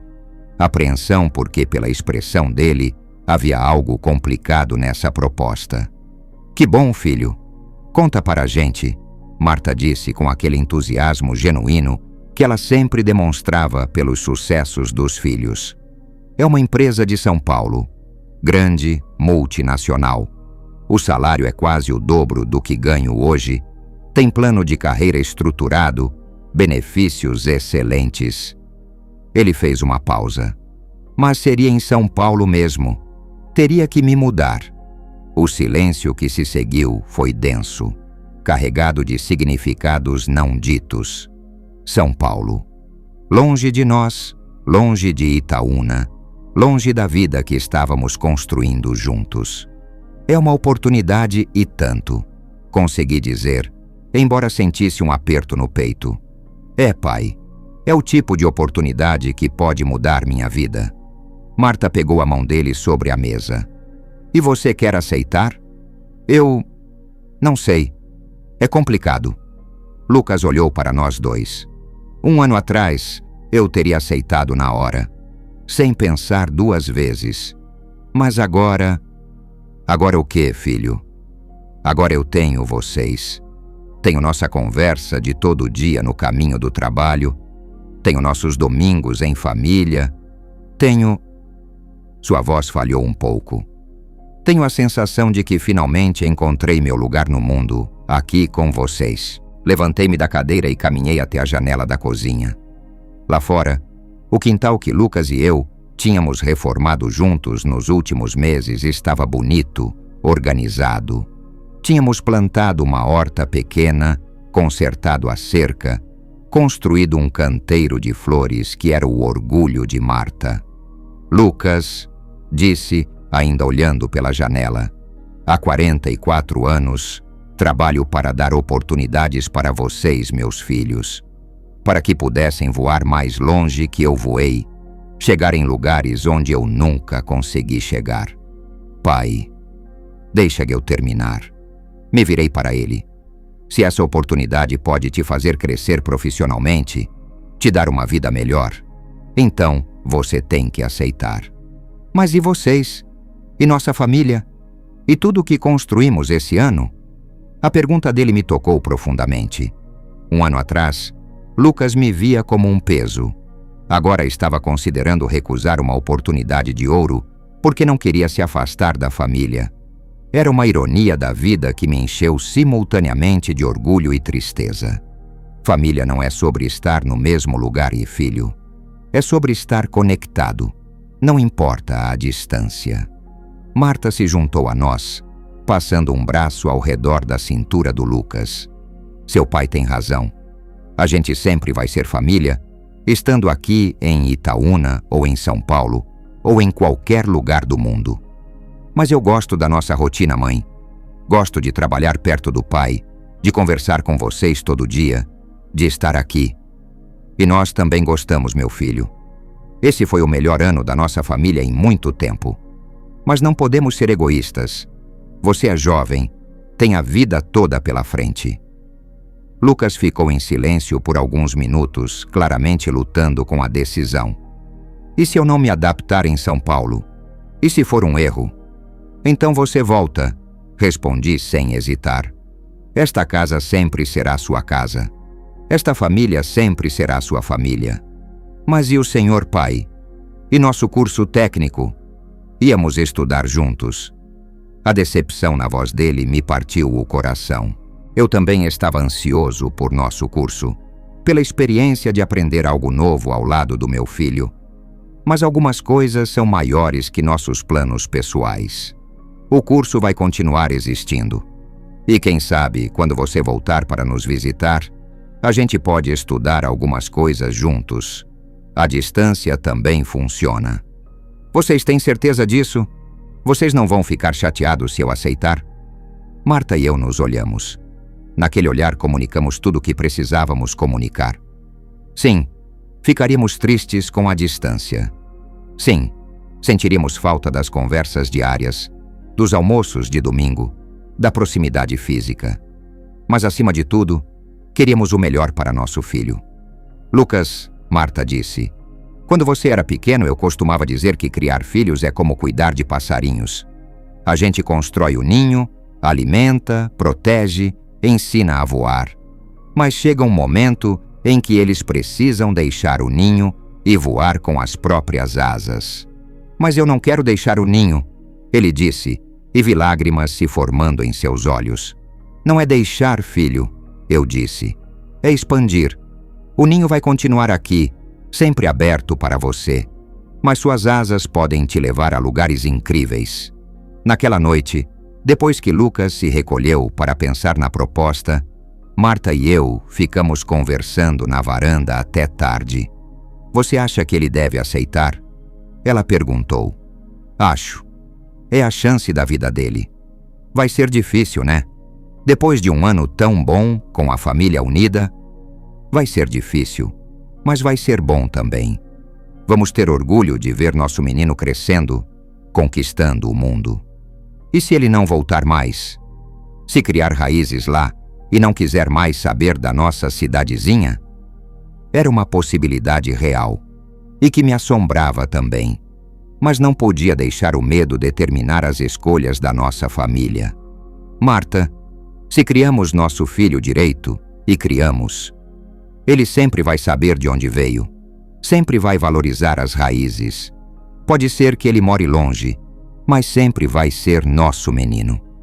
Você tem razão. É que é difícil soltar, né? É o mais difícil que existe, mas é também a prova maior do nosso amor por ele. Na manhã seguinte, Lucas apareceu na cozinha com uma expressão mais decidida. Pai, mãe, tomei minha decisão. Vou aceitar a proposta. Senti uma mistura de orgulho e melancolia, mas o orgulho falou mais alto. Parabéns, filho. Você está fazendo a escolha certa. Mas tem algumas condições que eu vou pôr. Que condições? Primeiro, vou voltar para casa pelo menos uma vez por mês. Segundo, vocês vão me visitar em São Paulo sempre que puderem.